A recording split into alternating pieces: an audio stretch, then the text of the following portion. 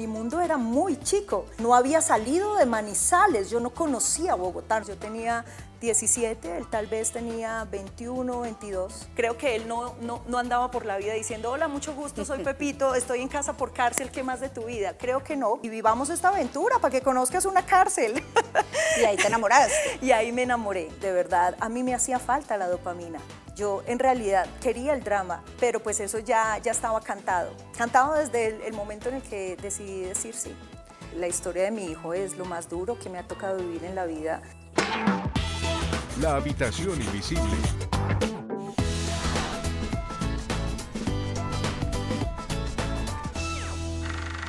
Hola, bienvenidos a La Habitación Invisible, este lugar seguro donde hablamos de la vida, de lo que nos hace vibrar, de lo que amamos, de lo que nos duele. Bienvenida Beatriz Elena Álvarez, periodista, presentadora y escritora. Le gusta bailar salsa y comer pasta, no cocina, aunque se atreve a preparar plátanos fritos. Quedó embarazada a los 17 años en una ciudad conservadora, que no dudó en señalarla cuando empezaba su vida pública. Ha pasado por 3 matrimonios y varias relaciones tóxicas y acaba de publicar, con permiso me elijo, su primer libro en el que cuenta su proceso de transformación y de sanación. Betty, bienvenida, qué gusto que estés aquí. El gusto es mío, el placer, a una periodista que admiro profundamente y que para mí es todo un honor sentarme aquí en esta habitación invisible a develar un poco mi historia, conducida pues por alguien a quien le tengo mucho aprecio y confianza. Bueno, empecemos. Quedas embarazada a los 17 años. A los 17 años quedas embarazada de Santiago. Acababas de ser reina popular de la feria de Manizales, empezabas tu vida como presentadora en Telecafé y esto fue un escándalo. Era la reina embarazada, la reina soltera, embarazada, te señalaron, te juzgaron, hubo prensa. ¿Cómo llevaste ese momento? Duro, pues imagínate, era una adolescente con ya muchos roles al tiempo, ¿no? Saltar de niña a mujer en un reinado de Manizales, que es una cultura, tú sabes, un poco tradicionalista, un poco elitista también. Entonces, pues era una niña bastante prometedora. A los 17 años ya trabajando en Telecafé como presentadora de noticias internacionales, pues era un logro bastante imposible de que sucediera, y adicional a esos 2 roles, porque ya estaba en la universidad estudiando mercadeo nacional e internacional, llega la noticia del embarazo, o sea, todos los roles al tiempo. Por supuesto, pues fue primero un choque para mí emocional, para mi familia, por supuesto, que era una familia bastante protectora, muy tradicionalista también, muy conservadora. Entonces, pues bueno, Santiago llegó a cambiar mi vida en ese momento y obvio, pues yo era una niña que estaba muy expuesta y en el momento de asumir el embarazo, pues no dejé de sentirme juzgada y señalada y un poco presionada, y eso que debió ser un momento histórico lindo para cualquier mamá que tiene a su hijo en el vientre, pues para mí fue, imagínate, motivo de culpa y de señalamiento. Hubo, no sé, chismes en prensa, artículos, te tomaron fotos, o en ese momento esto no era muy No así. era tan así, era más como el señalamiento silencioso, el cuchicheo. De pronto lo que se escuchaba era, se le acabó la carrera a la niña. Mira esa niña cómo iba de bien, hasta ahí le quedó la vida, ¿no? Eso es lo que a veces se suscitaba. Incluso me imagino que también mis padres en ese momento lo pensaron, como que dijeron, pues no, hasta aquí fue. Pero yo creo que más que haberlo hecho muy público, encontré también mucho respaldo de mi director en ese momento, que se llamaba J.M. Alarcón, era el director del noticiero, es un gran periodista, un señor que me le quito el sombrero, también le hago una venia, porque sabe demasiado, y en esa época fue como un papá. Me acogió, me dijo, no pasa nada, sigue. Creo que presenté noticias hasta que ya tenía también mi barriguita a punto de estallar, y fue un gran espaldarazo, y me revestí de valor, de valentía y de coraje, pues para evitar un poco ese señalamiento público y trascender un poco esa experiencia que no fue tan fácil. ¿Hubo alguien que te lo dijera abiertamente? ¿Alguien de tu familia, alguna amiga, algún tío, tía, que te dijera abiertamente, Betty, usted se tiró su vida? No, pues ahí en mi casa, pues por supuesto mi madre estaba bastante dolida conmigo. Yo creo que era una frustración muy natural de una madre muy protectora que siempre me dijo, cuidado con los hombres, cuidado que los hombres solo quieren aprovecharse de ti, ¿no? Eso era un poco la semilla que ella había implantado durante mi niñez, y yo, por rebelde, un poco por irme en contra de eso que ella me decía, pues yo estuve con mi novio de la época con una mentalidad un poco más abierta que lo que me querían proponer ellos en su educación. Entonces, pues mi madre más o menos, yo creo que pensó y fue la primera en señalar que mi camino ya estaba truncado, pero amorosamente, digo, desde el miedo y desde un poco también esa prevención de lo que iba a pasar conmigo, pero no, ambos me apoyaron, y yo creo que después, creo que dejé de escuchar y dejé, digamos que desde mi conciencia, lo que decían afuera, y me fui hacia adentro a empoderarme y a seguir mi carrera, obviamente con el apoyo de mi familia, y no me importó. Ellos, la familia, digo, tu mamá, tu papá, tu hermana, que fue muy importante, con las herramientas que tuvieron, te apoyaron finalmente. Sí, claro, yo vengo de una clase media, no teníamos muchos lujos, de hecho me causa, digamos que mucha contradicción, y lo cuento ahí, que empiezo a estudiar, a presentar noticias internacionales de la guerra de Chechenia en esa época, como en el 90 y tanto, y yo ni siquiera sabía dónde quedaba en la geografía, no había salido de Manizales, yo no conocía Bogotá, no conocía conocía lugares aledaños, pero mi mundo era muy chico. Qué contradictorio que Dios me haya puesto a presentar el mundo, tal vez vaticinando como lo que ya estaba en mi inconsciente y en ese deseo de mi vida de explorar mucho más allá de lo que se me presentaba en una ciudad tan pequeña, y un poco en medio de una familia que tenía pues también un poco de limitantes dentro de su cosmología, ¿no? Y era natural porque venían pues de familias un poco de escasos recursos, de escasa educación. Entonces yo creo que ambos, por parte y parte, fueron como los dos pioneros en las familias de poder darle a sus hijas universidad, sí, de tener como una familia bonita, sana, no tóxica, no disfuncional, como pues digamos que todos los demás hermanos. Entonces con esos precarias herramientas que fueron en realidad poderosas y muy estructuradas para los valores, para toda esa emoción conectada con Dios, creo que fue suficiente, y para mí fue absolutamente perfecto donde nací. No habías salido ni siquiera de Manizales, y algunos años después de todo esto que estamos hablando, te vienes para Bogotá en bus, presentas tu hoja de vida y entras a hacer las prácticas en RCN, un poco ayudada por Pacheco, que lo conocías de las ferias y demás. Correcto. En ese momento dejas a Santiago en Manizales, y es la primera vez que te separas del niño. ¿Cómo vives ese momento de dejarlo a él y de empezar aquí una vida, de empezar a trabajar, el apartamento compartido, las compañeras, y esa llegada a Bogotá de todas maneras de una persona de provincia, claro, que llega a la capital y bueno, se encuentra con todo este mundo?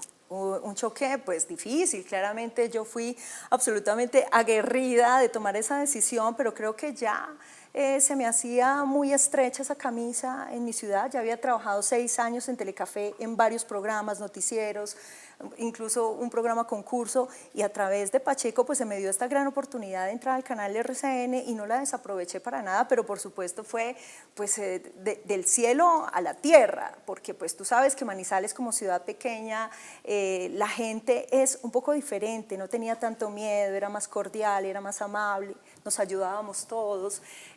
Aquí pues por supuesto encontré algún tipo de hostilidad, es la selva de cemento, es una ciudad salvaje de algún modo donde todos intentamos sobrevivir, ¿no? Muchos foráneos también aquí, pero pues no hay como una identidad. Yo en ese momento, por fortuna, conté con gente también muy generosa y muy amable. Diva Yesurún, por ejemplo, que fue mi primera jefe inmediata en la sección de entretenimiento. Siempre le doy las gracias porque me supo llevar con cuidado, enseñándome un poco lo que era la capital y el canal RCN, que era un canal privado totalmente diferente a lo que yo conocía. El hecho de haber estado fuera de casa pues también fue un desarraigo de lo conocido, de lo confiable. Entonces era aprender todo de cero. básicamente de cero. Y ellos te dijeron, váyase, que nos quedamos con Santiago, déjenoslo. Sí, sí, sí, claro. No, ellos, mira, ellos nunca en la vida yo he tenido un rechazo, por el contrario, siento que ha sido mi clan, ha sido lo más seguro que yo he tenido en mi vida y yo creo que yo sin ellos no hubiera podido hacer nada de lo que soy hoy. Les agradezco porque acompañaron a mi hijo en esos primeros años donde yo necesitaba trabajar y estudiar y sacar la carrera al tiempo, salir adelante. Lo tuvieron con ellos casi año y medio, que yo tuve que llegar a Manizales, pues de Manizales porque no tenía pues, las condiciones económicas para sostenerlos a los dos, y eso que me pagaban mis prácticas, eso fue un gran logro, pero pues no me alcanzaba, y yo apenas conociendo la ciudad, imagínate, ¿quién me lo iba a cuidar? No tenía cómo. Entonces ellas, sobre todo pues mi hermana y mi madre, se convirtieron en las madres de Santiago, mi hijo, mientras yo no podía. Eso sí, viajaba cada 8 días, me tocaba durísimo porque pues me tocaba en bus, salía el viernes del canal y cogía un bus a las 10 de la noche, llegaba a la madrugada, estaba con ellos el fin de semana y otra vez el domingo en bus a madrugar casi que derecho hacia el canal. Y así fue pues más o menos 6, 8 meses el tiempo que duró la práctica, el trabajo de grado, y pues el hecho de haber estado con mi hijo pues los fines de semana o incluso cada 15 días me tocaba. Tan pronto pudiste, te lo trajiste. Claro. Pero además no te lo trajiste solo a él, sino que te trajiste al papá del niño también. O sea, vengan los dos, Sí. los acojo los dos. Sí. Y empiezas como con esta idea de tener una familia, como la familia que tenías en tu casa, lo que veías, y querías como ese cuento de la familia feliz. Sí, sí, sí, pues un poco empezó disfuncional, pues porque ambos estábamos muy jóvenes. Yo tenía 17, él tal vez tenía 21, 22. Éramos muy jóvenes, muy inexpertos. Él desafortunadamente fue un jugador de fútbol de esa época que tuvo una fractura, se le acabó su carrera y yo creo que también se le fracturó su vida, porque aquel muchacho que yo veía tan líder, tan grande para mí, porque yo lo veía grande, yo era una niña, pues se había convertido en alguien sin rumbo, un poco desprovisto como de ayuda, porque también él se convirtió en la ayuda de su madre, en la cabeza visible de su hogar, y no pudo estar al frente de la suya naciente, que éramos Santiago y yo. Y cuando yo lo veo así, creo que me generó mucha compasión y un poco de amor también maternal, debo asumirlo, y le propuse que viniéramos juntos a formar nuestro hogar, que yo era la proveedora, pues porque yo tenía trabajo en ese momento y quería darle la oportunidad para que él estudiara una carrera, para que en algún momento la pudiéramos sostener ambos con iguales condiciones, al menos con una carrera, que era lo único que yo tenía también, ¿cierto? Y él, pues, me parecía que merecía la oportunidad porque era una persona muy inteligente, muy intelectual, le encantaba estudiar y yo le decía, hazlo y después nos ayudamos mutuamente en estos temas económicos. Ese después no llegó y fueron 15 años pues, de ires y venires, 15 años donde criaste a tu hijo y lo criaste a él también. Un poco. Y donde al final te cansaste también de construir en soledad, ¿no? Sí, claro. Remar solo es muy difícil, aunque al principio pues nos habíamos repartido las labores diferente. Yo era el rol masculino, por decirlo de algún modo, la proveedora, la que trabajaba, y él estaba en casa llevando un poco las labores del hogar. Él es muy casero, en esa época pues fue como un gran complemento porque cocinaba rico, porque se encargaba del aseo de la casa, no teníamos empleada, y entonces pues digamos que era una forma diferente de asumir los roles, mientras él estudiaba. Pero pues claro, cuando se llegó el término de su carrera, se pudo graduar, pues él quería seguir dedicado como a la academia y yo pues ya venía bastante cansada, bastante limitada, un poco de estos sacrificios de no tener la posibilidad de explorar todo lo que se me presentaba en mi carrera, pues por estar asumiendo también un poco el liderazgo de mi hogar. Yo dije, no, pues creo que ya no es justo y creo que este no era el acuerdo y yo me voy, yo termino acá porque pues no hay nada para mí, ni siquiera había un tema de amor, un tema un poco como de cuidado, entonces ni afuera ni adentro, creo que no, este balance me da mal, hice el deber, y ¿cómo es que se le dice a esas cuentas? A la contabilidad, Y yo dije, no, el negocio no va bien para mí y pues lo terminé, fueron 15 años hermosos, como fueron, pero pues cada uno pues va haciendo su balance y toma sus decisiones. Antes de hablar como de otras parejas formales que has tenido, yo quiero que hablemos un poco de un amor clandestino que encontramos en el libro, que es un amor que aparece cuando tú estás en un muy buen momento profesional, estás brillando, trabajas entre alfombras rojas, luces, cámaras, y te enamoras de alguien que conoces y que al poquito tiempo pues termina encarcelado, termina preso y empiezan una relación por llamadas telefónicas desde la cárcel hasta que pues ya se ven. ¿Qué era lo que más te seducía de esa relación? Podía ser un poco como la clandestinidad, que era algo prohibido, tener como esta doble vida de ser como la gran presentadora y periodista de día o en algún momento y luego hacer la fila para entrar a la cárcel con el sanduchito.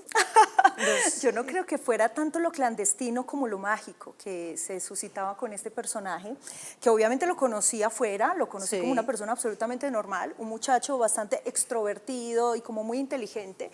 En realidad no me sedujo ni siquiera físicamente en ese momento, lo tomé como un amigo, él me siguió llamando, conectamos a través de varios temas, porque era muy inteligente y a mí me seduce mucho la intelectualidad y el poder conversar de una manera diferente. Pero ya estaba en la cárcel. No, él estaba afuera, sino que después supe que estaba cumpliendo casa por cárcel en ese momento, solo que yo desconocía.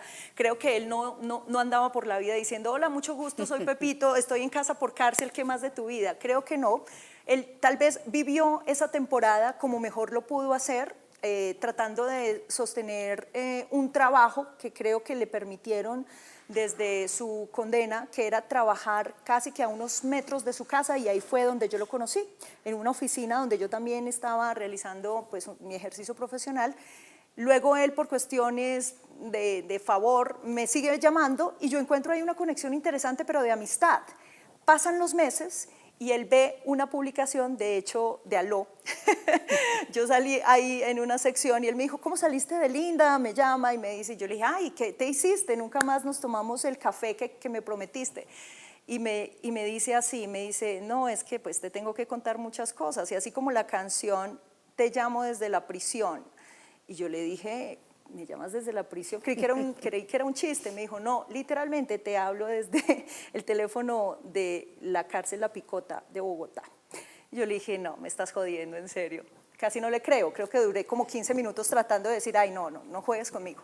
Y de ahí para adelante, pues nada, fue una conexión diferente. En principio yo le aceptaba las llamadas, pues porque me imaginaba que una persona privada de su libertad pues no tiene muchas cosas más que hacer que su rutina, y que esto para él a lo mejor era como un oasis en medio de su rutina tan limitada, y para mí también era un espacio bastante divertido, encontraba conversaciones muy amplias, espirituales, me mostraba también un universo diferente que yo desde afuera intentaba conocer, como muy periodísticamente, creo que fue eso un poquito como de investigadora. Y después ya se presentó la idea de ir a la cárcel. En principio yo quería hacer un trabajo también con cámara, ¿no?, de presentación. No se pudo y él me dijo, pues ven si quieres hacerlo así y vivamos esta aventura para que conozcas una cárcel. Y ahí te enamoraste. Y ahí me enamoré porque seguía siendo como un hombre líder, exitoso, brillante, pulcro, en medio de unas condiciones pues totalmente adversas. Admiré profundamente esa valentía, ese coraje, esa estructura que no le permitió derrumbarse, sino por el contrario, le permitió armar un universo alrededor de él, de mucha ayuda, de mucha solidaridad con las personas y con los hombres que estaban ahí. ¿Lo llevaste en secreto? ¿Poca gente Sí, supo? muy poca gente, claro, muy poca, mis amigos, pues mi familia, porque pues yo entendía que eso pues era absolutamente reprochable para el mundo, más yo que era como una presentadora que iban a decir que yo tenía una relación intramural, que yo un día estaba en la alfombra de los TV y novela y al otro día estaba haciendo fila a las 5 de la mañana en la cárcel para visitar a mi novio, ¿no? Eso parecía pues bastante loco, pero no, para mí fue, lo que pasa es que yo soy muy diferente, la gente me cree que soy como una cosa porque eso es lo que aparento, pero mi mundo interno es bastante opuesto al imaginario. Yo tengo unas novelas en mi cabeza, siempre he sido muy romántica, siempre he valorado cosas que la gente no valora y en ese sentido para mí era una novela, literalmente lo que yo estaba viviendo. Pero digamos que esa magia curiosamente se acaba cuando él sale de la cárcel. Sí, es que por eso era, porque la magia era que él estuviera ahí, la magia era que yo iba después de 15 días de pronto de que era esta ansiedad de vernos, de abrazarnos, de que yo lo tenía todo el día para mí, pero era una intensidad, para mí no era la cantidad de tiempo, sino la calidad, el podernos entregar totalmente a compartir una comida, al abrazarnos, había muchos componentes totalmente intensos. Entonces yo creo que eso era lo que me atraía demasiado. Claro, sale de ese contexto y ya no era el corredor de bolsa exitoso, con mucho dinero, tampoco era el presidiario que era líder en su entorno, sino que era un muchacho que estaba desubicado, que apagado. Aprendía, claro, porque ya, de hecho, le molestaba el ruido, pues porque imagínate, estar en un centro penitenciario, pues es un lugar de todas maneras silencioso, está alejado del tráfico, del ruido, de los pitos. Entonces, volver al contexto de la ciudad era volver a una realidad ajena, en la que no tenía norte, en la que por supuesto se iba a tener que enfrentar al rechazo, a la burla, al juzgamiento, a una cantidad de cosas. Y yo sabía que ese periodo tenía que enfrentarlo él solo.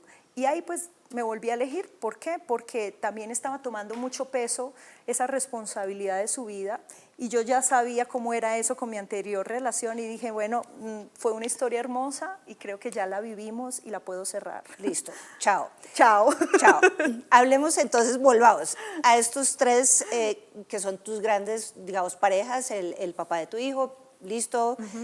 Luego viene tu primer matrimonio, que te casas con un tipo pues espectacular, pero al final resulta ser un tipo machista, controlador, obsesionado con su gata más que quería más a la gata que a ti, en fin.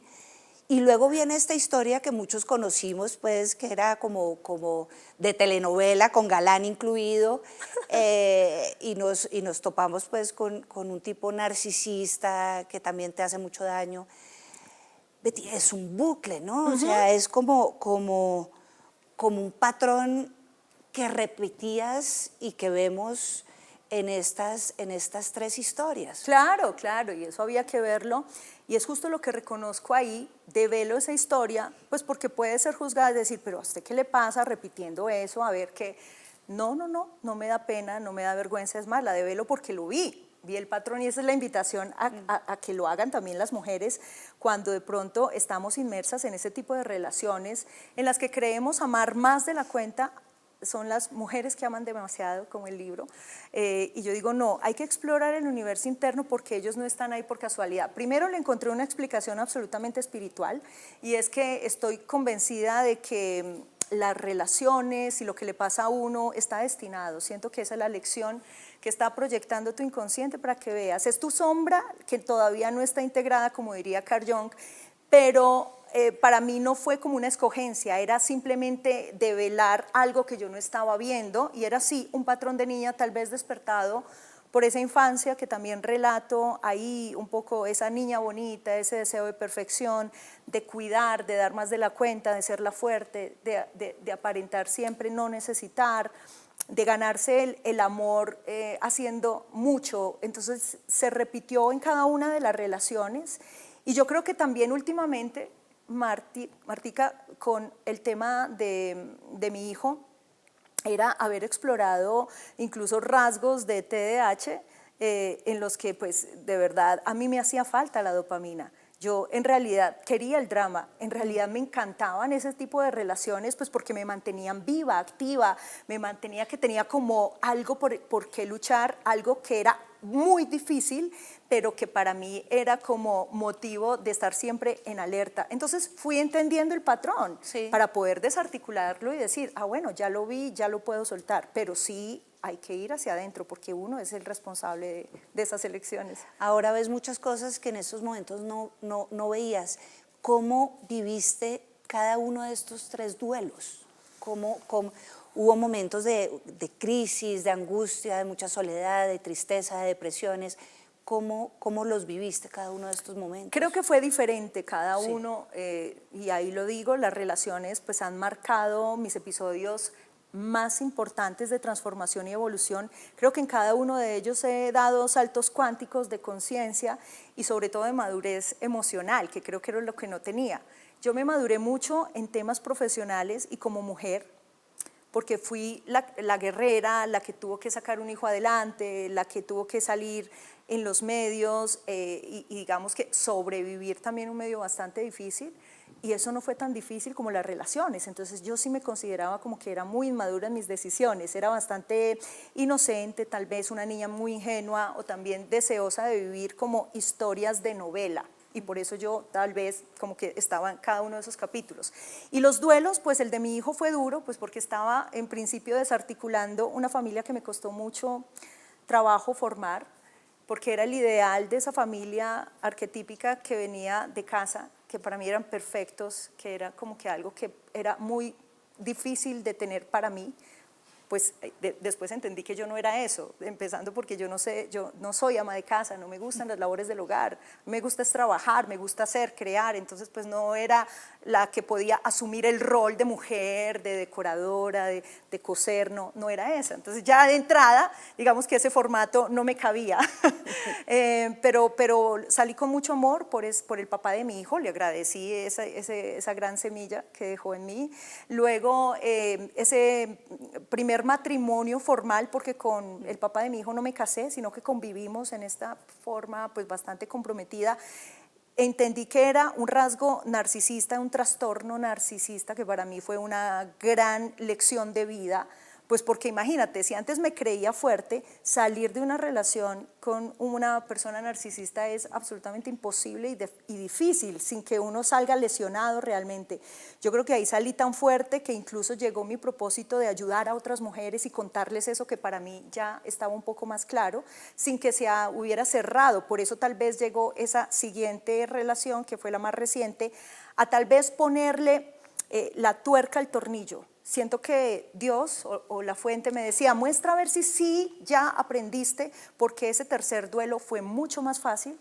Ese tercer duelo de esta última relación o la más reciente en realidad fue absolutamente pacífico, no porque no doliera, porque igual lloró, igual se fracturó el deseo que yo tenía de permanencia, de todo lo que estaba pasando, que era dopamina al 100, estaba muy feliz, o eso creía, pero fue un momento de inspiración, así que los duelos cada vez fueron menos peores y el último yo digo que ya fue como el final de esas relaciones de ese tipo. ¿Un poco puedes haber hecho los duelos mientras estabas en las relaciones? Casi todos yo creo que fue mi estrategia más eficaz, porque yo tenía claro que habían cosas que no me permitían seguir y yo sabía qué era lo que no estaba funcionando. Pero también un poco de ego, también un poco de necesidad de control, de sacar eso adelante, de sentirme muy fuerte, de sentir que yo podía.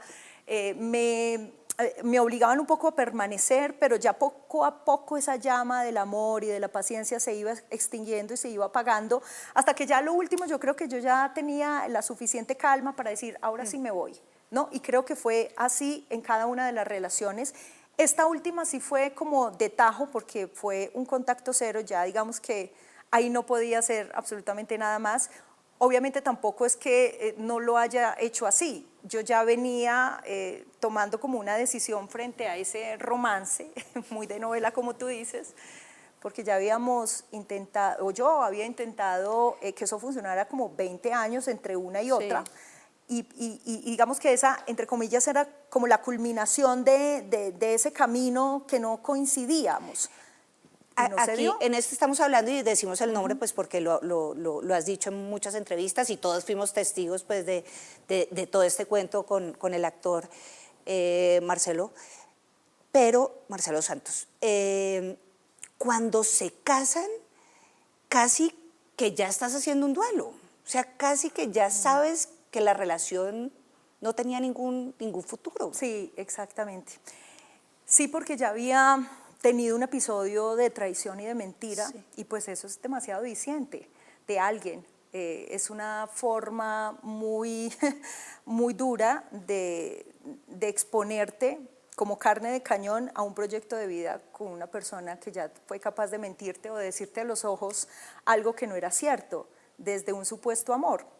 En ese momento pues yo me atreví a hacerlo porque había algo dentro que me obligaba y que yo no sabía de dónde venía.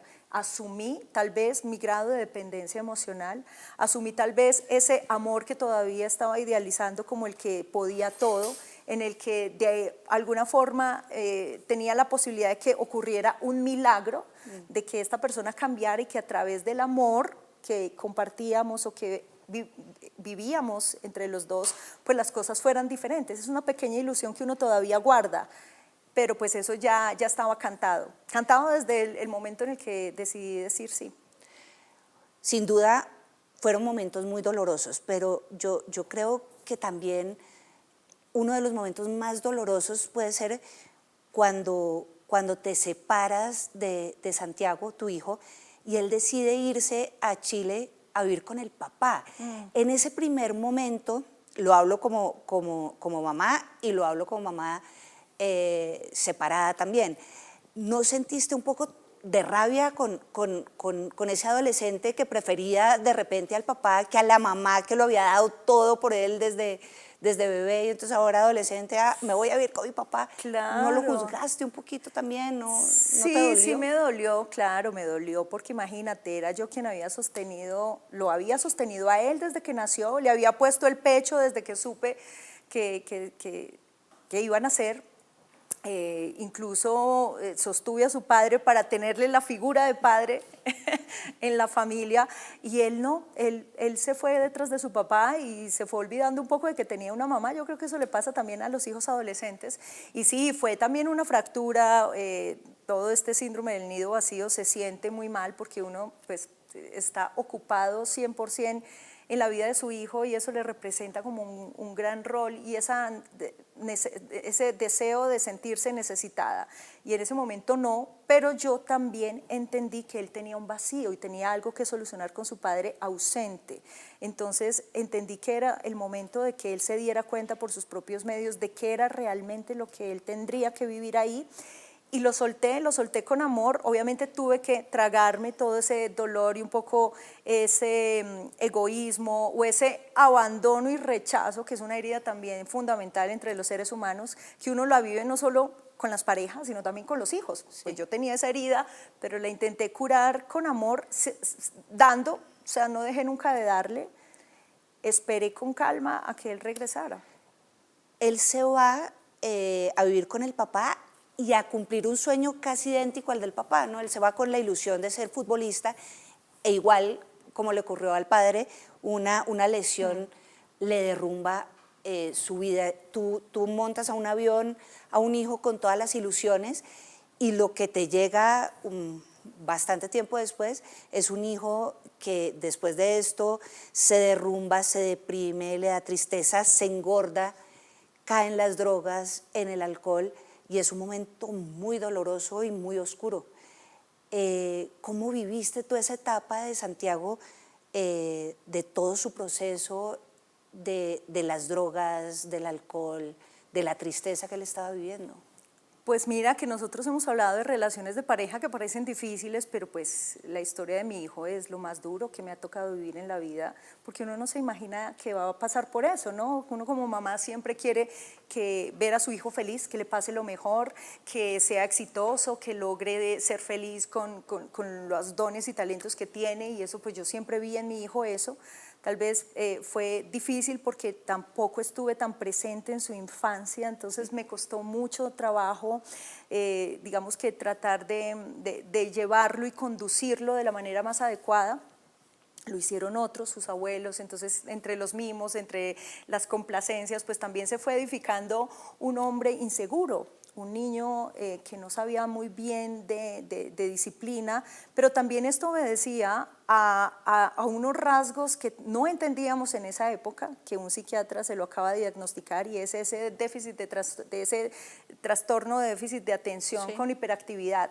Cuando él estaba niño, pues era eso, era un niño rebelde, era un niño hiperactivo, era un niño que no se quedaba quieto, era un niño con una mente como tan amplia que uno quería que se estuviera quieto, que estudiara, pero él no lo hacía. Entonces era muy fácil juzgarlo como eso, como indisciplinado, como que no quiere hacer nada, como vago, y eso fue sucediendo a lo largo de su vida y de su adolescencia. Eso es como para expoliar el presente, solo para tratar de decir que fue difícil, porque era un niño que no se dejaba controlar, era un niño que después de su fractura en una de sus grandes pasiones que fue el fútbol, emulando también la historia de su papá, que eso es muy de novela, o sea, pasó casi exactamente lo mismo con él, y de hecho está pasando exactamente lo mismo con el papá que está conmigo después de su fractura, y todo esto que vivió él en Chile cuando se fue de mis brazos y decidió esa rebeldía tal vez lo impulsó a probar todo, que era también ese déficit de dopamina que ahora lo entendemos porque su mente y su sistema neuronal trabaja diferente y su química también lo obliga mucho a buscar esa recompensa rápida en las drogas, en el alcohol, en la fiesta. Eso también lo revolucionaba y fue parte de que incidiera pues en este mundo oscuro. Para mí fue aterrador cuando ya me di cuenta en cuáles eran sus pasos a distancia gracias a una novia que me alertó, una noviecita de él. Y pues para mí, imagínate, yo tenía que seguir mi vida acá, pues porque no me podía ir a Chile a estar detrás de él. Sí fui varias veces, traté de motivarlo a que se devolviera, pero él se resistía.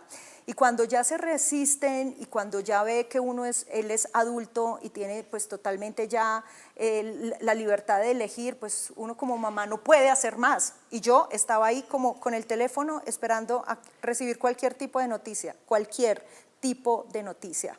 Yo veía que la llamada era de Chile o me llamaba el papá que estaba viviendo allá y yo miraba al cielo y decía, Dios, el susto era permanente, pero igual me rendí a ese proceso. ¿Qué susto tenías? ¿De que se muriera? ¿De que se Claro, matara? pues imagínate que estaba pues nada, rodeado de personas difíciles, peligrosas, en un mundo pues denso, donde también había mucha droga, violencia incluso. Entonces él trataba de ser ese tipo de amistades, aunque él no era parte de eso, no sé por qué dentro de como de su luz parecía que llegar a esos universos oscuros y crear un ambiente diferente, pero también era peligroso porque en medio de sus crisis y de sus momentos de alucinógenos, pues él le pudo pasar cualquier cosa, él manejaba carro en esos estados, el papá muchas veces tuvo que irlo a rescatar, no se sabía si de pronto de una cárcel, de una cosa que hubiera podido hacer, eran muchos los supuestos que uno de pronto pensaba como mamá, dice, Dios mío, es que no le pasó nada porque tenía millones de ángeles rescatándolo. Yo creo que las oraciones de la abuela también no dejaron que le pasara cosas porque sí pudo suceder. Dicen que no hay un dolor más grande que el de ver sufrir a un hijo, y tú hiciste lo que pudiste, lo sostuviste, lo abrazaste, viajaste allá solo para verlo y poderle dar un abrazo. Pero llega un momento en el que también lo soltaste. Sí. Sí. Y ahí de nuevo te elegiste y no sí. pudiste hacer nada más. Es que ese es un mantra muy lindo. El elegirse es eso, desde la calma y la serenidad de confiar que todo es perfecto y que Dios se lo iba a mostrar y que yo tenía que rendirme y aceptar lo que viniera. Y lo que venga no es siempre lo que uno quiere que sea positivo, lo que venga es lo que venga. Y cuando uno de verdad se rinde a esa gracia, es cuando tú esperas, pero no desde la impaciencia, esperas desde el amor que siempre va a estar para ese hijo, en las condiciones en las que venga y como venga.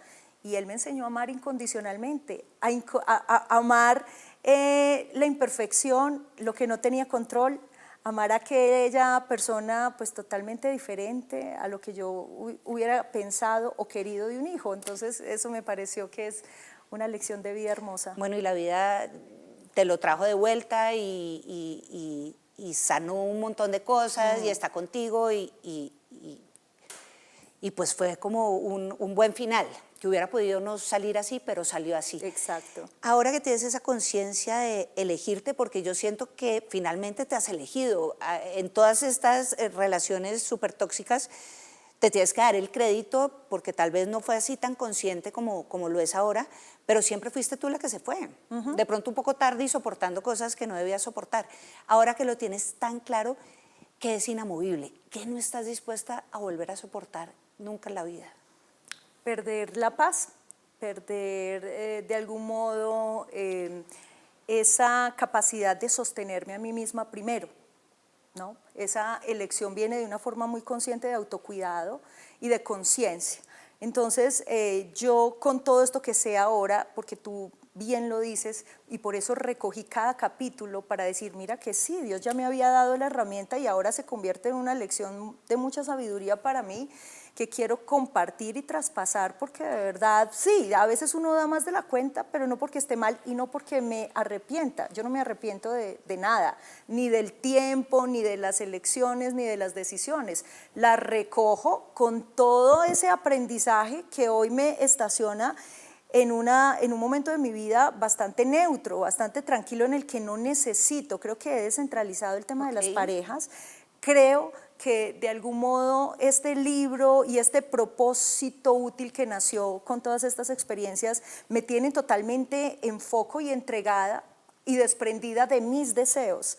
Entonces yo aquí solamente estoy haciendo como lo que algo más allá de mí me está hablando, y eso, te digo la verdad, me aleja un poco de los escenarios del querer hacer algo.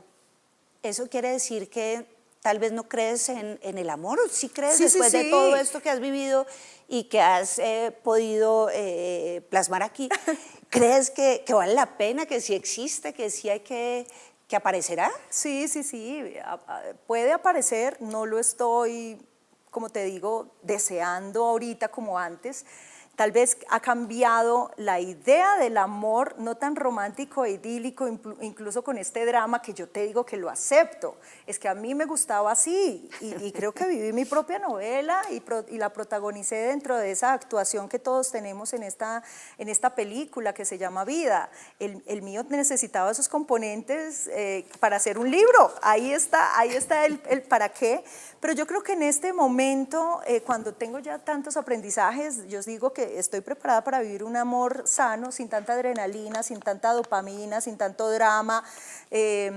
Así que pues estoy tranquila si llega, vuelvo al tema, pero estoy absolutamente feliz desde mi solitud por elección. No necesito una compañía realmente, tengo una compañía de muchas personas, entonces a veces eso que uno cree que solo puede tener una pareja, no, resulta que está en muchísimos otros aspectos y vínculos que te engrandecen y que te dan como todo eso que tú esperas tener en una sola persona. Vuelvo al tema, descentralizas tu vida de un par y te conviertes en un amor absolutamente expansivo, en un amor que no solo filtra a una persona, sino que lo expande al mundo, y esta es una forma de amar para mí. Bueno, Betty, pues muchísimas gracias por elegirte, muchas gracias por las palabras que nos das en este momento y las que quedan aquí escritas, por los ejercicios, porque tiene ejercicios. Sí, claro, no es solo mirar mi no, historia, tiene es para ejercicios que la vean. y ya varios he hecho yo por ahí. Qué dicha. Entonces, pues nada, bienvenida siempre. Invitemos para que la gente lea Con permiso, me elijo. Pues primero, gracias por esta entrevista, porque parte de toda esta recolección de momentos que muy generosamente pues me has permitido contar están aquí, un poco llevados a la poesía y también unidos con un hilo espiritual bastante intenso, en el que llevo al lector no solo a que conozca de mi historia, sino que se espeje en la suya, que vaya a sus capítulos que como te digo, a veces cuestan un montón y a veces están plagados como de miedos y de autoflagelaciones. Yo digo, no, ve allá de nuevo y ciérralos con amor, extrae la lección de vida, y aquí te invito a que hagas la tarea de que vayas, escribas, te preguntes, a veces esas preguntas incómodas que no nos atrevemos a hacer, pues yo a través de este libro pues te las pongo para que tú también puedas hacerlo. Lo pueden conseguir pues a través de internet. Me encantaría que pudieran tener este regalo de amor en sus manos, que no creo que sea mío, que es de Dios a través de lo que hizo de mí en este personaje.